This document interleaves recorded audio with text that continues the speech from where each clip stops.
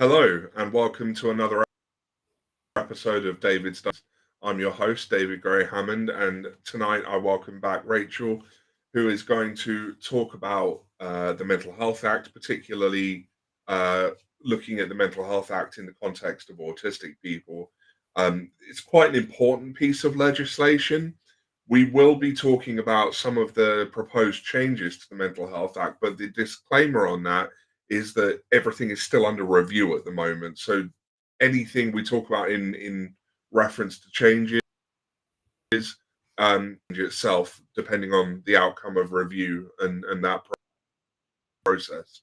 So I will introduce myself, give an audio description. So I'm David Gray-Hammond. I'm a white Mediterranean male in his mid-30s. I have a shaved head, a beard, a lip ring, thick rimmed glasses, and an ear tunnel. I'm wearing a tie-dye black and white vest, and I'm sat next to the bookcase that hasn't fallen on me since the last. Doing all right there. Rachel, would you like to introduce yourself? Yes, hi everyone. I'm Rachel Gavin. I'm an independent social worker. I'm in my 40s, so short black hair. At the moment, I've got a screensaver in the back, which is made up of white bricks, and I've a white t-shirt on. And I look forward to speaking to everyone this evening. Thank you very much. And remember, you can supply purchasing a subscription on the Substack website, which is davidsdivergentdiscussions.co.uk. And please do post your questions in the comments if you have any, and we will endeavour to answer them to the best of our ability. So, the Mental Health Act. Yeah. It's a big piece of legislation. It's quite complicated. Is there a Cliff Notes version of if someone just asked you to explain the Mental Health Act, what would you feel would be the most sort of pertinent pieces from that act that affect people the most in their everyday sort of lives with regards to mental health? Oh, it's a huge piece of legislation. So to narrow that down, the Mental Health Act, I would say, acts is meant to act as a safeguard, in a sense, for people regarding mental health needs. So, what so an AMP is a social worker, approved mental health professional, although there can be other professionals who can apply to be an AMP for short. And what the mental health, so they use the Mental Health Act, can be used to detain, so to assess someone's mental health needs, and to provide treatment. I mean, that's a very, very short summarized version. So the Mental Health Act came into place really in 1983.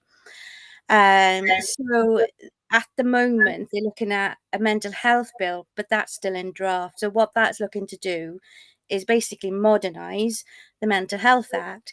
So what that's doing is proposing changes to the grounds on which someone could be detained for assessment and treatment. But that, as I say, has been going through a draft process for quite some time. It was supposed to be in place to modernise the Mental Health Act by now, but that hasn't happened yet.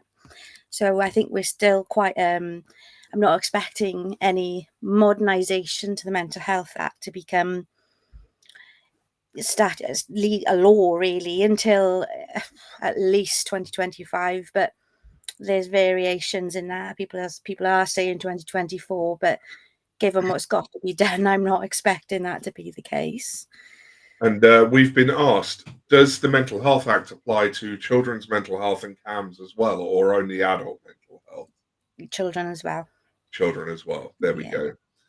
So it's probably a good idea to talk about some of the sections that come up most commonly for people being detained. People historically have been detained at quite a high rate. I don't have the exact figures in front of me, but I know that the last figure I saw, there was sort of like 1,000 autistic people in the country being held under the Mental Health Act. So, when we think about those parts that are used to detain, I think probably the most common ones that come about are Section 136 and Section 135 of the Mental Health Act. Would you be okay to give a brief description of what those sections do? Yes, yeah. So in terms of, it really depends on the assessment, and what the issue is in terms of whether what an AMP is assessing under. While it's in my mind, if to have a more detailed explanation, and I quite like this. I don't know if you've ever heard of this, David, the masked AMP. Okay, no, I haven't heard of that. Yeah, just while it was in my mind, I would say to just so it's he simplifies it. So he's an approved mental health professional, very well known in the mental health world when it comes to the Mental Health Act. And I like the way he simplifies everything because it's huge, the Mental Health Act. So there's a lot of different powers really. So there's police have powers to enter your home if need be under Section 135 warrant. 136 is a place of safety. See, if I start to go through all these, I'm concerned I'm going to probably scare the life out of people because there's so many. There's an awful lot of different sections. But the main one is where there's assessment. You can also be, if an AMP warrants someone needs to be detained, there would be a doctor involved in that process, two doctors usually involved in that process as well. Someone can be detained under Section 2 of the Mental Health Act, so that can be up to 28 days. Then you've got Section 3 of the Mental Health Act, which is up to 6 months under Section 3 of Mental Health with further renewals if required. So it's a massive, massive area. So highly recommend looking at the masked AMP as and when needed. And Mind also have a really good section on their website as well, which simplifies that. So that might help as a reference as well for that. So basically, Mental Health Act comes in is essentially you can be treated against your will if the need is there to warrant that. I think one of the major issues that we find and have done for quite some time, again, I think David and Tanya talk about competency, professional competency, an awful lot. And we are and have seen such high levels of people being detained, whether they are autistic, also people that have a learning disability, and really, really high numbers. And that's across England and Wales. As you were talking, David, I was actually looking for recent figures, but it doesn't seem to be any at the moment, but we do know it's high. Yeah, and yeah, trying to find recent figures, I found a bit of a challenge. I think the most recent figures I've seen were 2021, Yeah, said how many people were held in the UK.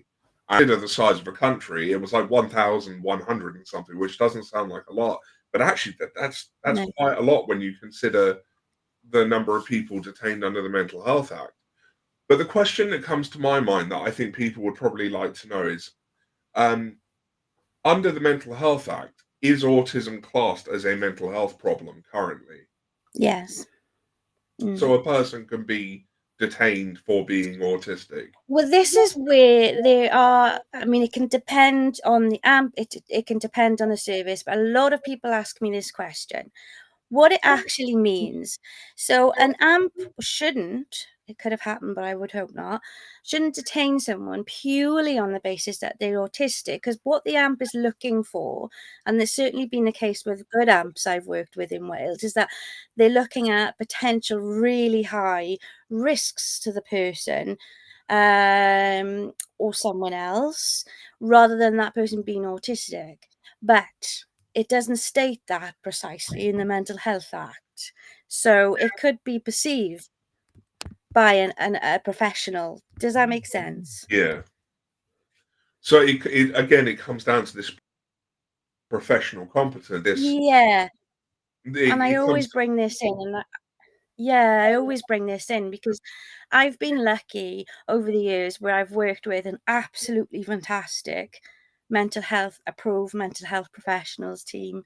They're based in Wales, who would not in a million years detain someone where there's a major concern purely on any basis that that person is autistic.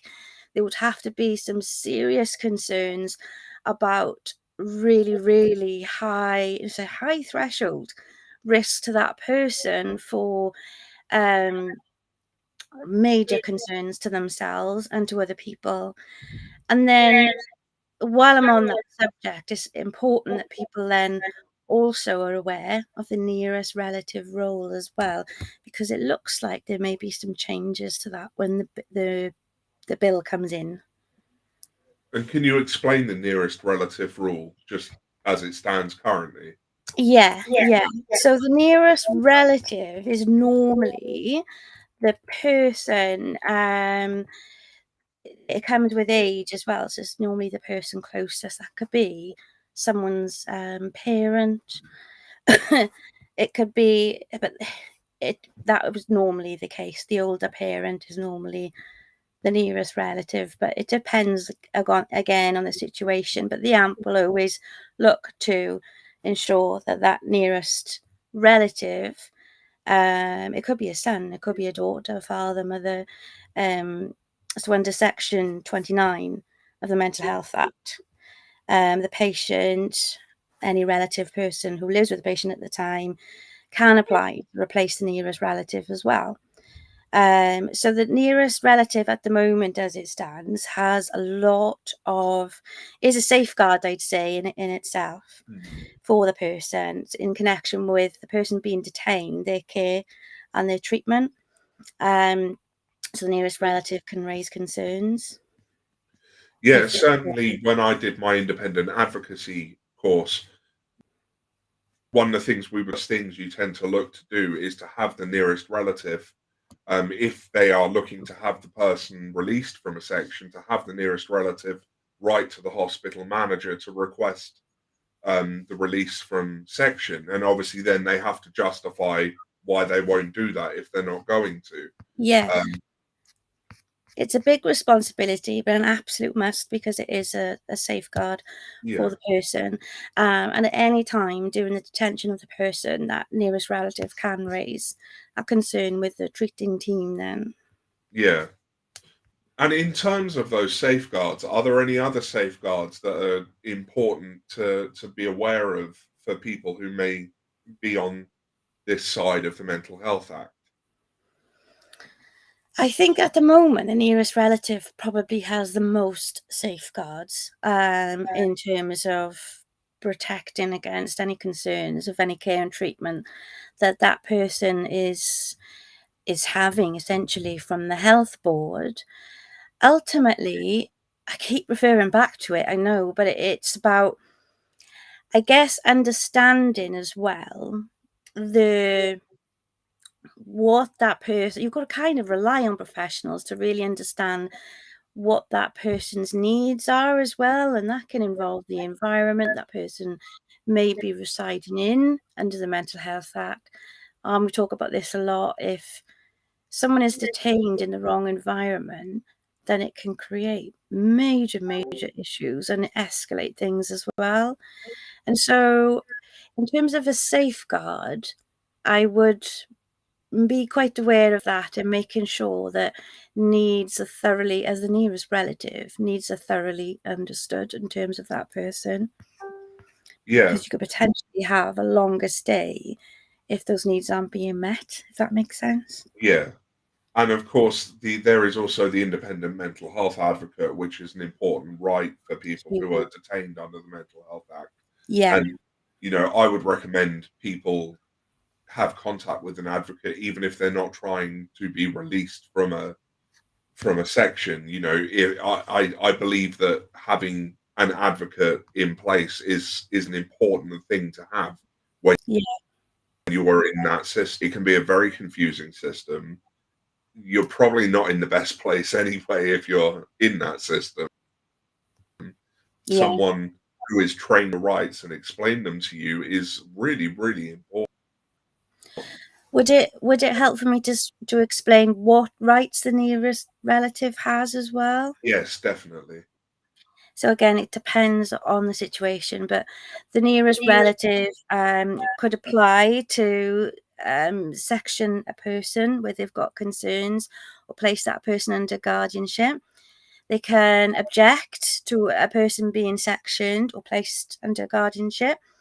They can apply for discharge the person if they've been sectioned. So how they do that is that they apply to the mental health tribunal. Then usually, say it was a parent who was the nearest relative of a person, they were really concerned about the care and treatment, about the section as well. They can then apply to the mental health tribunal, as I said, and they can also ask for an independent advocate to give the person support as well. So the nearest relative can be consulted and given information about the person if that person's sectioned. And you could also, as it stands, appoint someone else to be the person's nearest relative as well. Okay. And one to raise here, because it's some across being asked before.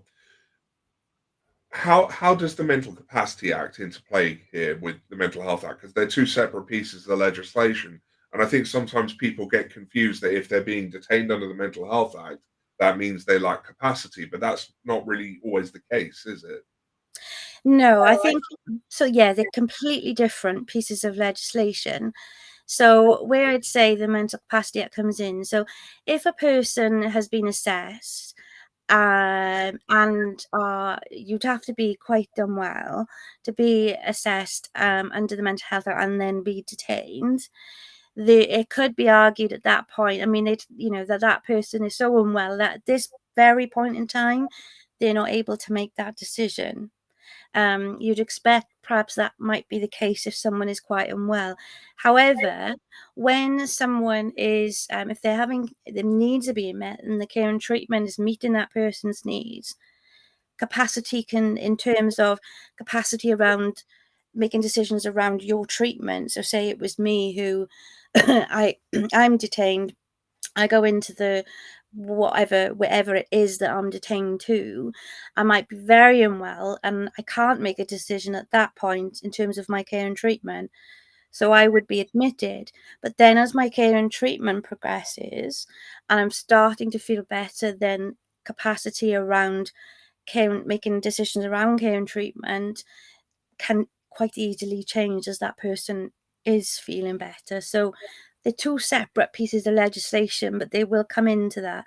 So if as the nearest relative, you're further into the treatment or you feel a person's decision making has changed around care and treatment and your doubts around that person's ability to make decisions around care and treatment has changed, and those doubts to you are looking like, well, actually now I think now person A is in a much better position, it may be that, okay, now we need to review that person's capacity and decision making around care and treatment as well. And they should very much be the voice within that care and treatment process then.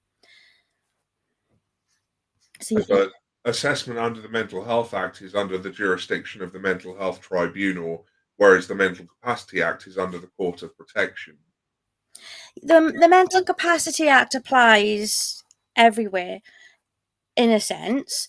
If a person is deemed not to have capacity in a certain area, then it's an obligation of all professionals to work in that person's best interests. So that sits anywhere. So that sits out in the court of protection, yes, but not just the court of protection. Okay. It sits within all services. That would be the expectation. But we need to adhere to the code of practice under the Mental Capacity Act as well.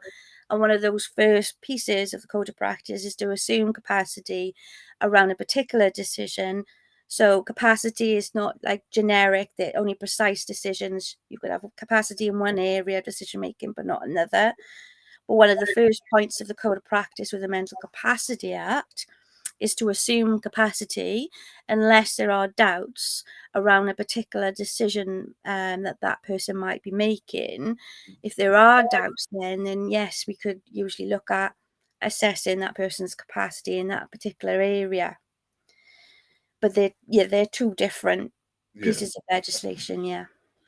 Okay. Well, I wanted to come back to this idea to enforce treatment where it may not be something that the person wants, because there are certain kinds of treatment that can't be enforced without sort of extra steps, electroconvulsive therapy, and I wondered if you could explain that a little bit. Yeah. Okay. So break that down for me, David.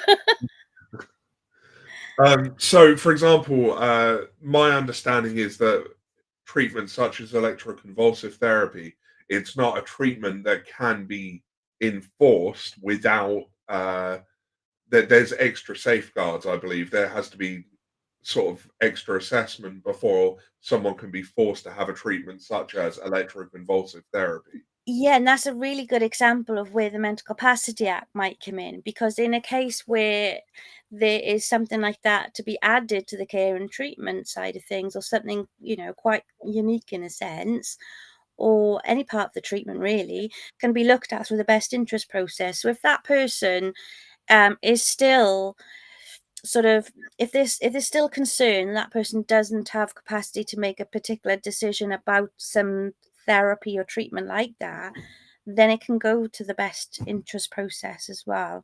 And then that would involve the nearest relative, the treating team, advocate. So the nearest relative would be right to raise concerns about something like that they might know is not, not what the person wants, or yeah. So then, yeah, the mental capacity can definitely come into that as well.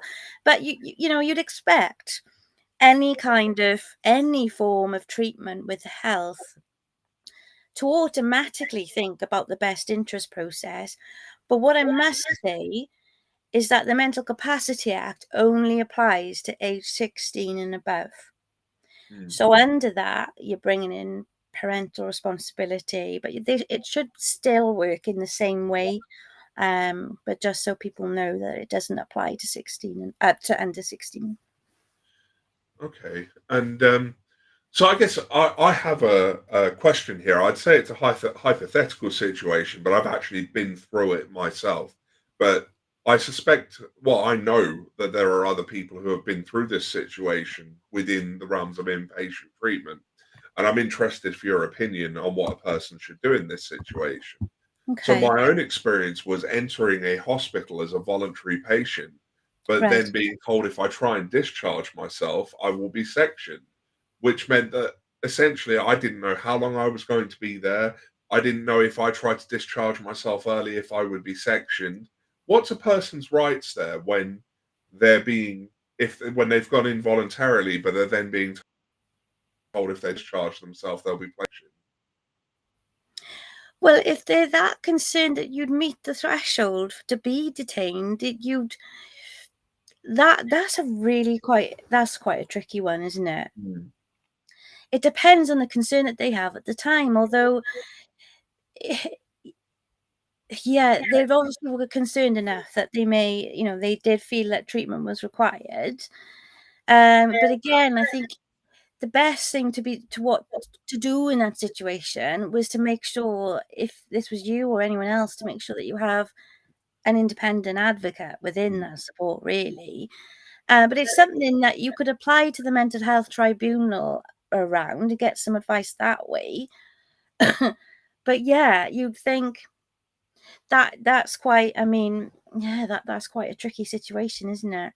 Because from my own Um, perspective, and I know it comes with my own personal experience here, it hmm, almost seems like an abuse of the Mental Health Act. It's being used in a coercive way. yeah. Well, it It, is coercive. It will. Yeah, it does feel like that. But I mean, it's something.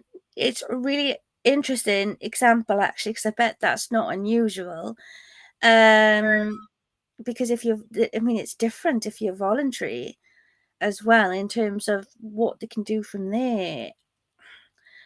So yeah, that would be a good one to discuss if with amps that I work with, just to see in their situation in terms of an amp's perspective what they might consider appropriate there, because that probably isn't something that's unusual, is it? No. I mean, like I said, it happened to me, and I've worked with people who it's happened to as well. And I find it kind of a little bit shocking, really, because looking back on my own experience, that isn't conducive to a health where you're going, well, I don't know what my rights are here because I'm not under leave. I will be under section. Would I be better being sectioned and then having the rights that come with that? Probably, I think it's something if that. I'm Sorry. if I'm if I'm brutally honest, you probably, I mean, there are still rights. There are still rights, but yeah, it's an interesting example, and I think I will discuss that with an amp, because I probably, yeah, as you say, it probably isn't an unusual situation to be in, but there are still rights. But yeah, Yeah. are those rights stronger being detained under the Mental Health Act? But then if you're requesting to leave, I mean, at that time, we're going back to capacity again. If someone is requesting to leave a hospital and there are concerns about the person's capacity regarding that, and it could be treatment, then you could be into the deprivation of liberty safeguards Hmm. uh, re, uh sort of remit then, because you can't. Yeah, it's a bit of a minefield, that one, Yeah. isn't it? Although, of course, deprivation of liberty safeguards is another area that's going through change at the moment, isn't it? With the bringing in of liberty protection safeguards. Yeah, and the big massive change is that that's going to the LPS, the Liberty Protection Safeguards, going to apply to 16-year-olds as well now, Yeah, which so hadn't been the case. it seems to me that a lot of this legislation is going through change at the moment. Yeah, yeah. I mean, so basically, what you're telling me, David, that you would have been an Yeah, informal inpatient technically. yeah, You should be able to come and go from the ward. So any arrangements relating to time off the ward would usually need to be discussed with your nursing team or the consultant. So they would then need to consider the current risks. And then you need to discuss with them what you're going to do, when you're planning to return, etc. But if you were under the Mental Health Act, then an application would be made for Section 17 leave. So I'm inclined to say that probably the rights are better under the being detained under the Mental Health Act. But then why would you want to be if you don't need to be? And you yeah, wouldn't meet that yeah. either. But So you can actually withdraw consent involuntary in informal yeah, to any part of your proposed treatment. Being informal inpatient, any part of your proposed treatment, you could withdraw any part of that treatment plan. I'm really glad you said that because one of the things that I try to make clear to a lot of people is that if you are an informal patient, it is entirely dependent on your consent, Yeah. and they can't just violate your consent on a Yeah, whim. and that is, the more I'm thinking about it, the more I'm getting a little bit annoyed with it. Um, because I'm thinking about myself thinking, "Oh, what if I was in that position?" When actually, I think you hit the nail on the head where you said that's an abuse of the Mental Health Act. Yeah, Because but you've got, sorry, go on. I've come up against this a few times now, and it's a question of, you don't want to, you never want to advise a person to allow themselves to be sectioned, but actually perhaps they have stronger rights. Well, that's what I feel. I'm kind of being careful in what I say, but I'll just say it as it is, in that you wouldn't want to advise anyone, I mean, they wouldn't be detained under the Mental Health Act if they didn't meet the criteria anyway. Well, you would hope that wouldn't be the Yeah, case. But at the same time, if you're informal, voluntary basis, then the right to discharge yourself from hospital from any time. So if you wish to discharge yourself from the hospital, it could be the consultant, nursing staff. They would ask you to wait to see a doctor before you leave, but technically you could leave. And I think this brings us back again to this regularly occurring theme of professional competency, which is, Yeah. you know, legislation is only as good as the professionals carrying it out. Yeah. Yeah. Yeah. I mean, in that situation, if the care team then, we'll just call them the care team wherever you are, don't believe or didn't believe that discharge from hospital at that point was in your best interest, or if they had concerns about your safety, if you left the hospital, yes, they can then arrange for you to be assessed under the Mental Health Act, but you've got to have, I mean, that's a high threshold. Or if they consider that you no longer have capacity to consent to an informal admission, it might be at that point they'd request deprivation of liberty. Hmm. Okay.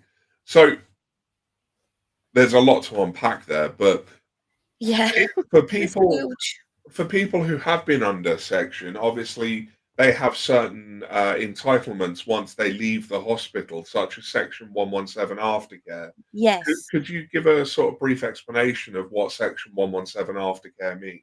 Yeah, so it's Section 117 is exactly that. It's aftercare in the community. So that will be funded by health. So that would be looking at care and support planning that you will need in the community for support to essentially prevent you having to go back into hospital, or try and prevent that person being detained again. Um Unfortunately, again, you've got to have the right people looking at that in terms of the support you might need in the community, because sometimes, unless you really fight for an appropriate care and support plan in the community, you may be in a position where it's not very, it's not very helpful, and it may not be meeting your needs in the community, and then you risk then potentially needing to go back into hospital, and of course that's not what you want. Yeah, and I can almost hear the people listening to this going, "Well, there's no support for autistic adults anyway." Um, but True. there is there are things you can do to create a more robust support plan. I know certainly in my own experience, I have written. Uh, I'm losing my words. Advanced, uh, losing the words. Yeah, Yeah, proper alien. advanced decisions. Yeah, advanced decision. Yeah. N No, I do that with people a lot. So say I'm coming in to work with and support someone who's had a history perhaps of being detained under the Mental Health Act. One of the first things I do is support that person to make any advanced decisions while they are well about their treatment in the future, if needed, because wishes and feelings prior to becoming unwell are huge, absolutely huge, when that person perhaps has lost capacity around decisions on their care and treatment. I would then go, and it could be years before, I'd go back through their files. Let's find their wishes and feelings in terms of the support and the care and treatment that they needed, because at that very point in time, they could make the decision about treatment. And so then I bring that forward, because I kind of come in an independent mode really in my sort of role now, and that's the sort of thing I'd bring through to a mental health tribunal and make suggestions and recommendations to a mental health tribunal. In 3 years ago, Joe Blogg's wishes and feelings around treatment was ABCDE, and that's a very strong matter for mental health tribunal for care and treatment.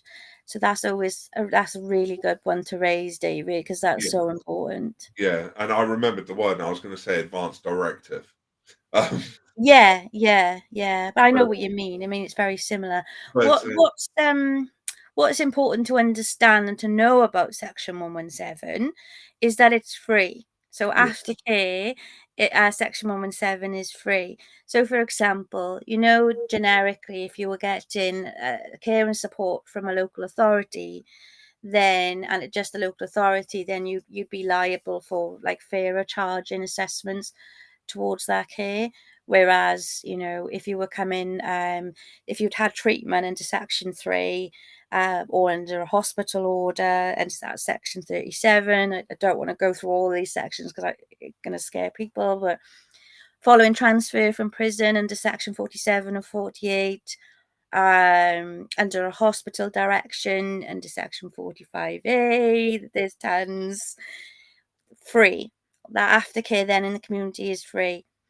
So say a person had an assessment with social services for care and support, and as I said, you know, there's fairer charging to consider as well, but there's limits on the fairer charging, but that wouldn't be related, because if someone was detained in the Mental Health Act, then they automatically, and they needed 117, it's completely free anyway.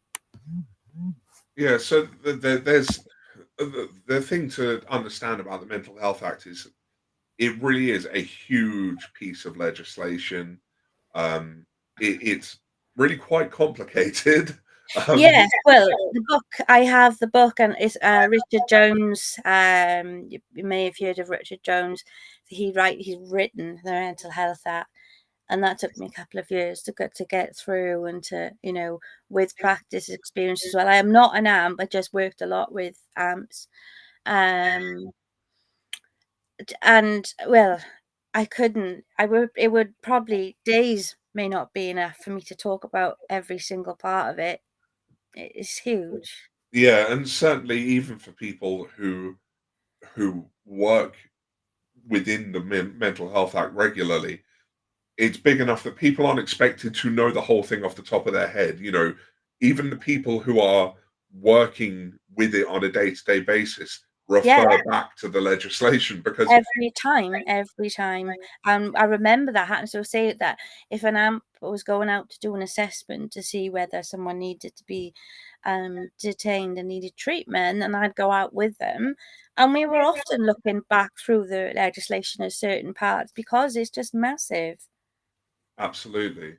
But obviously, as we've mentioned, you know, that it's currently under review to look for, you know, making a more modern approach to the Mental Health Act. Yes. Is there anything that you're concerned about or anything you hope to see in future changes? Yeah, and I mean, looking at the bill thus far, um, it it's taken away quite a bit of things I was concerned about then under the Mental Health Act. It has more, or it's paying more attention this time round to autistic people as well, and also people with learning disabilities, because people with learning disabilities also very high numbers of people detained under the Mental Health Act with a learning disability as well. So under the new draft bill, learning disability and autism, from what I can gather so far, would still be classified as mental disorders, but would not be included in the new category of psychiatric disorders. So, as only those with psychiatric disorders can be detained, autistic or people with learning disabilities would not be held unless they had a coexisting psychiatric disorder. So that's what the draft is telling me so far. So the change there, was, so under the Mental Health Act, it was very, very clear that, you know, detention based on, if you read it, looked like just being autistic. But in practice, in day to day, an approved mental health professional would not just look at that anyway. They would look at that risk, which isn't often displayed, I think. I think perhaps the Mental Health Act, being, you know, technically 1983, is a little bit behind in the writing, and, you know, some of it, it's quite a difficult read. So this is what the draft bill is proposing, but as I said, it's still under draft. It will probably be many more drafts until we get to the final point. I would also add that it's good that, you know, being autistic may not be considered a psychiatric diagnosis, but the co-occurring diagnosis catches a lot of autistic Of people course. because psychiatric conditions in autistic populations are much higher than in the general population. Yes, they are. So what my so I fed into the concerns for the draft. Very, very well, pretty much exact what you're saying. Concerns, the same concerns I fed back. But I also, oh, my screen went off then. But I also raised that.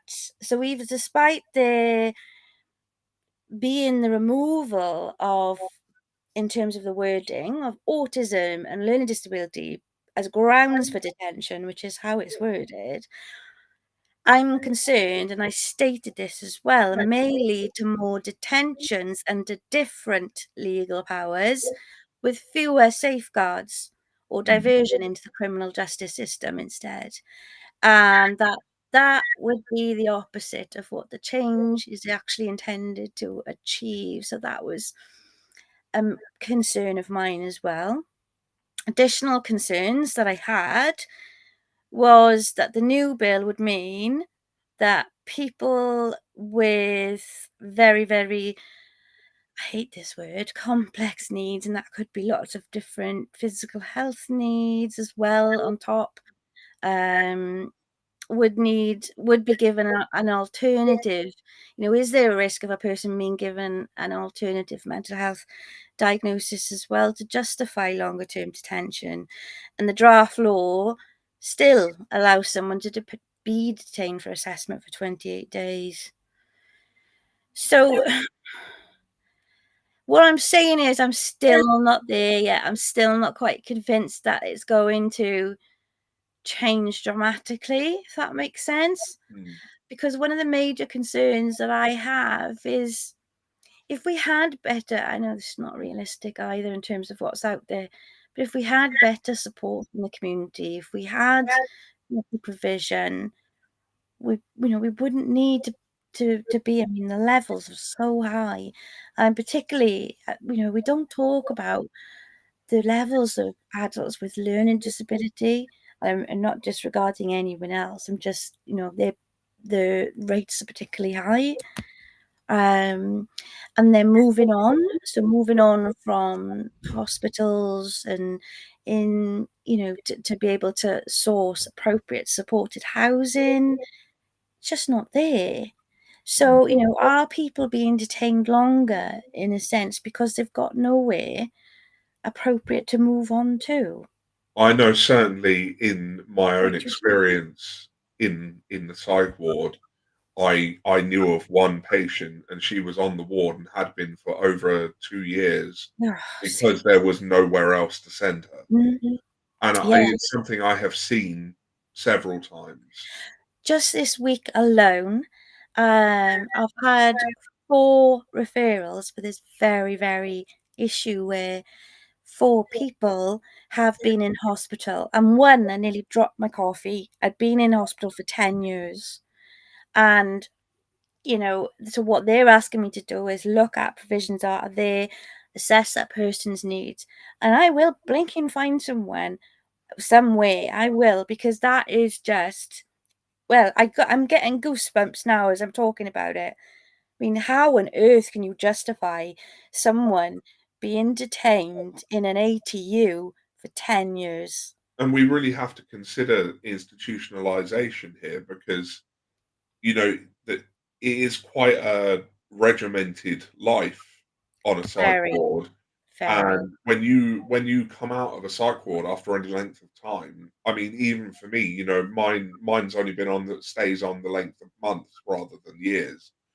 Even then, when you come out, trying to adjust to not having this regimented, this is wake up time, this is medication time, this is time to eat, this is time for recreation, this is time for therapy. Yeah. Not having that structure can be dysregulating in itself. And I think when you're an autistic person, you've got that dysregulation of going into this regimented routine, then you're released from your section and you've got change again because you're going back to the real world, which the real world almost stops existing when you're in a psych ward. Well, it does. Literally, it does. And Yeah, then, but even in a psych ward, you've got it's a sensory nightmare, isn't it? yeah, I mean, only last week I walked it and they were wondering why a young gentleman was really distressed in the ATU that he was in. And I don't even think I was in there for 2 seconds. I walked through the door and I was like, oh, because being neurodivergent as well, it hit me like a ton of bricks. I was like, oh, I couldn't cope in this environment. Just the noise, just even just the simplest of things that you think was, bright lights, busy environment, and I mean, it was too much. Um, so yeah, they're not the best environments either. yeah. But you can't really win because, like you say, then it's what happens when you leave. Then when you get institutionalized, and just after a few months, you probably find it's really hard to adapt to the community again. Well, as an autistic ADHD and schizophrenic person myself, I still have a giggle about this because staff did not know what to do. Yeah. I disliked the lights. I was having a psychotic episode, so I decided the lights were a part of that. So I Mhm. took it upon myself to try and work out how to remove the light fittings from the Yeah. ward. I find that quite funny. The staff did not. Um, but it raises that Typically question of, awful. yeah, you've got to think about the environment you're putting people in Yeah. because you're going to have a lot of autistic people just by virtue of, as we said, Yeah. we're Yeah. more likely to have a psychiatric diagnosis anyway. Yeah. So you'd think that on these wards they would consider sensory needs. Really, I think with They whoever's don't. coming through the door, that Yeah. should be the first thing they're thinking about You'd is think what is so. this ward?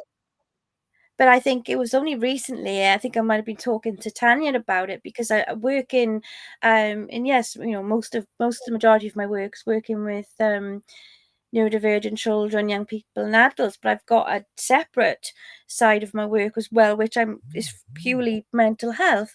You won't believe how many generic mental health inpatient settings I'm going to, and no one's realized that person is struggling so much because they're autistic.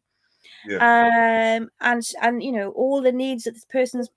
I got one in particular in my mind who he's just absolutely amazing. And he was talking to me and telling me what he's experiencing and what the issues are. Um, why he's finding the environment so challenging. And I made an assumption. I thought, right, okay. So I just said, oh, I'm neurodivergent as well. So and then was talking to him about it, but he didn't realize, and neither did the team. Um, so there's that as well, because I find it very separated, and I'm just I'm just finding lots of people when I go in, um, they're just really, really. You could probably see me getting quite stressed about it, because it is an issue, and I worry about people and the settings, and they're just not a fit for I'm purpose a, to me. I'm a strong believer that if they looked at the sensory environment of the Oh setting yeah, and made it easier to cope with, they would see a massive reduction in aggressive behavior.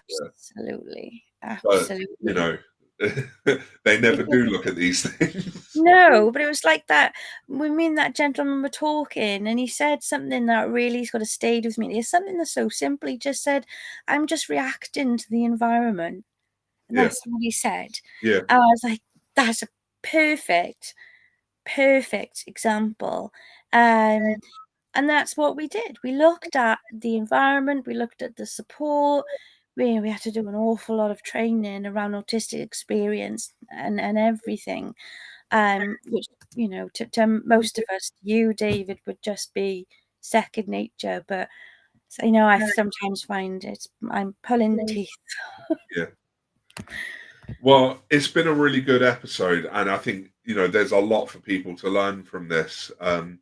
Certainly, I recommend anyone with an interest, check out the resources that Rachel has mentioned because I think was it the Mask Dam, and there was a Yeah, book as well you mentioned. yeah. There's the Mind are pretty good, and I like the way Mind have simplified everything and the mental health app. So have a look at Mind's website, and then if you Google the Mask Dam, and he is also on Facebook as well. They're a massive team of amps from all over the world. So whenever you've got a concern about a family member, they're brilliant. If you just put that question in there, the likelihood is they will give you the advice there and then. They're very good, very supportive. Okay, well, that's some good resources, and glad you mentioned Mind. I actually used to be a consultant for Mind. Did Yeah, you? that's how I Yeah, started out in this line of work. I yeah. was a service user consultant for their substance misuse team. They're absolutely brilliant, but I have got a bit of bias as well because my grandfather was one of the first to set up Mind, and Oh, so I think I think it's in the blood. Working in the areas that we do, yeah, so absolutely amazing charity, David. yeah. I've had really good I'm experiences with them. particularly fond of their local branches that tend to have quite a lot of sway in the commission Yes, of services on the local level. they 'Cause do. I know when I was working with Minded, we're involved in making, we help choose service providers and Yeah. influence treatment policy and all sorts. So there was a great deal of good work going on there. So last question, David. Do they have offices in most areas that people can access? I think they do. Yeah, From what I've seen, because quite often when people come to me looking for local advocacy, the first place I check is the Mind website because they tend to be the providers of independent mental health advocacy in any given area. And they may yeah, not have a branch in every single town, but they no, usually have a branch within like a catchment area. So I yeah. think most areas are covered by their advocacy services. Well, that's good to know because I wasn't sure like how wide they are because they are really good. But in Wales, I don't know if it's the same, and they've actually branched out into supported accommodation as well. I Yeah, don't know if they do it in England, but I'm finding their services really good. So yeah, always a good one to check in with if you need advice would be Mind. yeah. Anyway, it's been a really good episode. I'm gonna hit the end button in a second, but thank you everyone who's tuned in and listened live. I know even more of you will tune in to the recording. I think at the moment I'm on about 1,500 listens per episode on average. So, That's I'm really pleased with the reach this podcast has. Thank you to everyone who tunes in and listens. And thank you, Rachel, for coming on and giving such an informative episode this week. I don't in at the moment, so I may be taking a brief lull from some episodes, but that's probably not a bad thing because I've been going pretty hard at them recently. But in the meantime, thank you everyone, and I will catch you on the next episode. Thank you, David. Thank you, everyone.